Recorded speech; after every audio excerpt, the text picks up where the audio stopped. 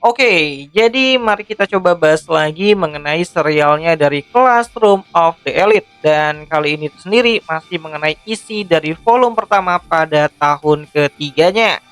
Spoiler ya tentu aja, video kali ini tuh sendiri bakalan jadi video spoiler.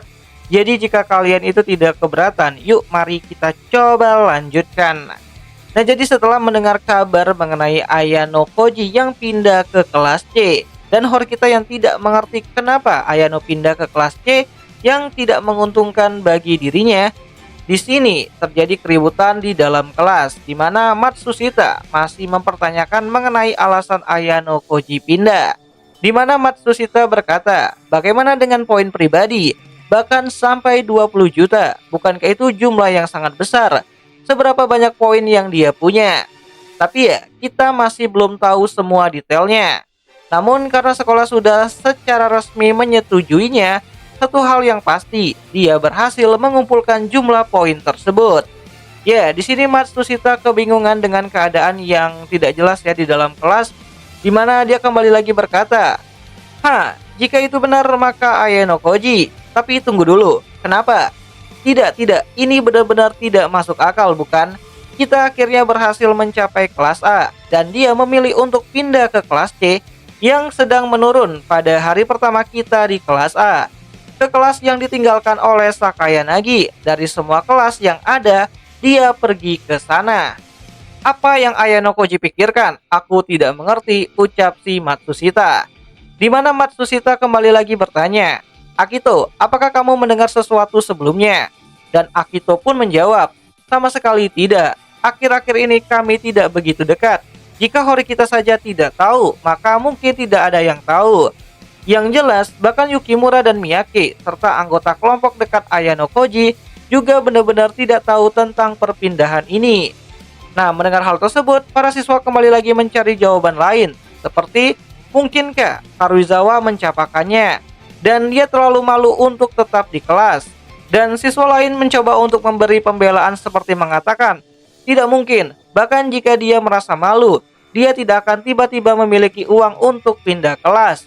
Namun, mungkin dia memohon kepada seseorang dan mendapatkan pinjaman. Tidak, itu sepertinya sangat tidak mungkin. Bahkan pertanyaan seperti, apakah itu berarti dia mengkhianati kita? Ucap si Shinohara. Namun Hondo mencoba untuk membela Ayano, di mana Hondo berkata, tapi coba pikirkan lagi, dia tidak naik kelas yang lebih baik, dia justru turun bukan? Ini benar-benar tidak normal. Dengan Sakayanagi yang telah pergi, bukan berarti dia berpindah ke pihak yang lebih kuat juga. Dan ini bukan seperti yang terjadi pada Katsuragi, yang akhirnya tidak punya tempat untuk bergabung lalu dikeluarkan. Ya, meskipun Hondo menanggapi gumaman kebingungan dari Shinohara dengan rasa bingung yang sama, namun mereka tidak menyadari sesuatu yang tidak terbayangkan di balik kepergiannya si Ayano. Atau lebih tepatnya, kebanyakan siswa bahkan mungkin tidak mempertimbangkannya. Fakta bahwa Ayano Koji adalah seseorang yang mampu mengubah jalurnya pertempuran kelas seorang diri. Ya tentu saja ada yang mungkin berpikir bahwa dia hanya mencoba untuk mencari jalan mudah. Namun secara realistis, jika dia ingin hidup nyaman, tetap berada di kelas ini dan tidak melakukan apa-apa, akan jauh lebih masuk akal secara strategi dibandingkan pindah ke kelas C yang telah jatuh setelah kepergiannya dari si Sakayanagi. Aku tidak mengerti. Tentu, sengaja turun ke kelas yang lebih rendah adalah hal yang aneh. Tetapi aku curiga poin pribadi terlibat di sini. Maksudku, jika dia tidak hanya mendapatkan uang pindah kelas, tetapi juga biaya hidup selama setahun sebagai gantinya, namun hal itu juga tidak masuk akal. Ya, itu malah lebih aneh gitu kan. Itu seperti mereka pada dasarnya menggantikan Sakayanagi, atau dengan kata lain, kelas itu bersedia membayar mahal hanya untuk merekrut seseorang yang bisa membantu mereka menang di kelas A, mulai dari sekarang. Lalu kenapa harus Ayano Koji? Memang akhir-akhir ini dia mulai menunjukkan kemampuannya, tapi tetap saja itu sangat tidak masuk akal. Nah, mendengar hal yang dikatakan Matsushita barusan, hori kita pun mulai merasa terkejut. Ya, bahkan tanpa memahami niatan si Ayano Koji, hori kita tidak bisa menghilangkan pemikiran bahwa mantan kelas Sakayanagi telah berusaha untuk merekrut si Ayano Koji. Namun faktanya, untuk membalikan keadaan dari sini, itu mungkin menjadi pilihan terbaik bagi mereka. Ya, meskipun begitu, pertanyaan pun muncul.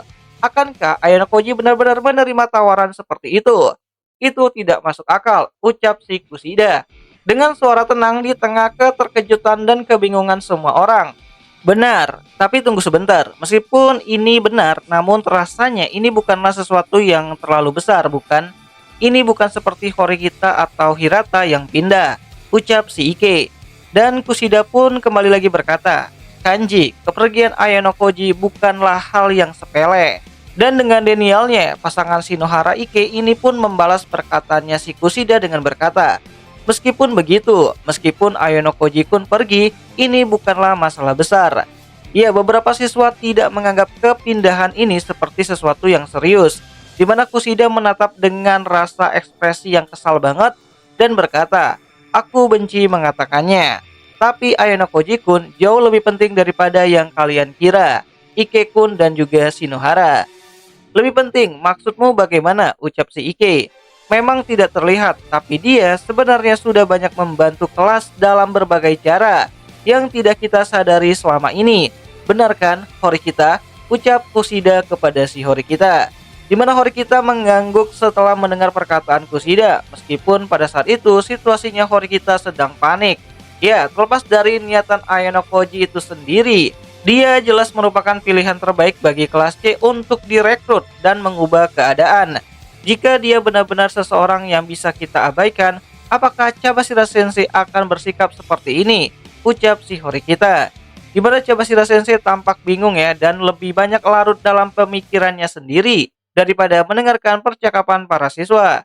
Dan pada saat itu Shinohara dan Hondo melirik ke arah Cabashira dan berucap, serius, apakah ini benar-benar akan jadi masalah besar? Ya, seperti yang dikatakan Horikita, kehadiran Ayano Koji sangatlah penting. Jika dia tidak ada di kelas kita, hampir pasti kita tidak akan berada di kelas A sekarang ini. Tentu saja bukan hanya karena dia kita bisa sampai ke kelas A, tapi tetap saja lubang yang ditinggalkannya jauh lebih besar dari apa yang bisa kalian bayangkan. Tapi kenapa? Baik guru maupun siswa, tidak ada yang bisa menjawabnya alasan kenapa Ayano Koji pindah kelas. Dan jika ada seseorang yang bisa memahami semuanya dalam situasi ini, tentu saja bukan hanya Horikita, tetapi banyak siswa mulai menatap ke Karuizawa yang tidak mengatakan apapun sejak tadi. Jika ada yang tahu alasannya, mungkin itu adalah Karuizawa, karena dia telah banyak menghabiskan waktu bersama Ayano Koji sebagai pacarnya. Pikiran itu mungkin terlintas di benak semua orang yang ada di dalam kelas. Di mana Horikita mulai bertanya, Karuizawa-san, apakah dia mengatakan sesuatu kepadamu? Tidak tahu, ucap Kei. Karuizawa menjawab datar tanpa sedikit pun menatap mereka. Aku benar-benar tidak tahu apapun. Ini bukan seperti aku menyembunyikan sesuatu. Aku benar-benar tidak tahu, ucap Karuizawa Kei. Ya, ekspresi yang muram bukan hanya karena Ayano Koji telah pindah kelas, tapi mungkin karena dia merasa itu terjadi akibat hubungannya dengan Ayano Koji yang telah berakhir. Namun Horikita mencoba untuk mengusir pikiran tersebut. Ya, ini bukan waktunya untuk memikirkan hal-hal seperti itu. Jika Ayano Koji benar-benar pindah kelas, ada hal yang jauh lebih mendesak yang harus diperhatikan. Jika kepindahan ini adalah suatu bentuk kesalahan, apakah ini bisa dibatalkan? Ucap si Horikita. Namun Cabashira Sensei itu menjawab, jika diputuskan bahwa kepindahan ini adalah ilegal, maka pembatalan mungkin saja bisa dilakukan. Tapi dalam kasus ini, siapapun yang melakukan kecurangan akan mendapatkan hukuman yang sangat berat, dan Ayano Koji juga tidak akan lolos dari hukuman tersebut. Ya, kepindahan ilegal yang dilakukan oleh Ayano Koji, sebuah kemungkinan yang bahkan tidak ingin Horikita pikirkan. Namun kemungkinan kepindahan ini ilegal sangatlah kecil, mengingat sekolah telah secara resmi menerimanya. Tetap saja, meskipun begitu, kita tidak bisa memastikannya, bukan? Bagaimana jika ada faktor yang tidak terduga, seperti ancaman yang baru akan terungkap di kemudian hari? Ya, selain itu, Horikita tidak bisa memahami situasi ini. Pindah ke kelas yang lain tanpa petunjuk sedikit pun itu seharusnya mustahil. Nah, secara spontan di sini Hirata mencoba untuk memotong pembicaraannya si Horikita. Di mana Hirata berkata, "Horikita-san." Ya, suara tenang Hirata memotong kegelisahan si Horikita. Di mana Hirata berkata, "Aku rasa kita harus mulai menerimanya." Menerima kenyataan. Kenyataan, maksudmu apa dengan itu? Ucap si Horikita dengan nada kesal. Tepat seperti yang aku katakan, dia, Ayano Koji-kun, telah pindah kelas. Ini adalah fakta yang tidak terbantahkan. Sekolah telah menerimanya, dan ketidakhadirannya di kelas ini adalah buktinya. Tapi itu bukanlah bukti. Mungkin dia hanya merasa tidak enak badan, atau ini hanya suatu bentuk kesalahan, ucap si Horikita. Namun Hirata mencoba untuk menjelaskan kembali kepada si Horikita. Ya, seperti yang Sensei jelaskan, kepindahan Ayano Koji-kun sudah dikonfirmasi dalam sistem OAA. Tidak peduli seberapa besar kita tidak ingin mempercayainya, kita harus mulai menerimanya. Di mana Horikita hanya bisa terdiam dan hanya bisa melihat ke arah Hirata yang tetap tenang berbicara kepada dirinya. Nah, melihat itu Kushida mulai menunjukkan ketertarikannya, di mana Kushida berkata, "Kamu terlihat sangat tenang, Hirata-kun. Bahkan jika ini adalah kepindahan atau pengeluaran, seorang siswa baru saja menghilang dari kelas kita, dan kamu sama sekali tidak terkejut. Bahkan sebelumnya, Hirata selalu merasa sangat sedih setiap kali ada siswa yang hampir dikeluarkan. Bahkan setelah mereka pergi, dia selalu lebih khawatir daripada yang lainnya." Nah, mendengar hal tersebut, Hirata kembali lagi berkata, "Kepindahan dan pengeluaran memanglah mirip, tetapi pada dasarnya itu berbeda. Apalagi jika ini adalah pilihan pribadi seseorang. Lagi pula, tidak ada gunanya panik. Meskipun kita ribut, bukan berarti Ayano Koji-kun akan tiba-tiba muncul kembali." Namun Kushida masih belum puas ya jika tidak melihat Horikita ini tuh panik berlebihan gitu kan. Dimana Kushida berkata, "Itu tidak sepenuhnya benar, bukan? Horikita-san masih belum sepenuhnya mengesampingkan kemungkinan adanya kesalahan. Bukankah harusnya kamu mendukung kemungkinan itu? Seperti biasanya, Hirata-kun."